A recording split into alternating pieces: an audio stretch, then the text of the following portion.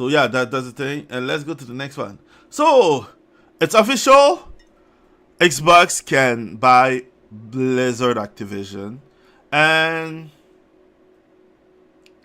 I like people say that it's a bad thing. People say it's a good thing. I do not care.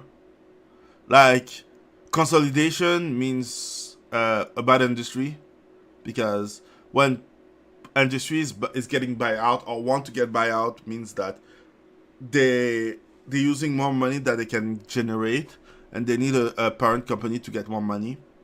And yeah, that's not a good sign. Is it a good thing? I You don't want don't. Microsoft to control everything. I don't think it's a good thing though. Like I, Microsoft. I Micro.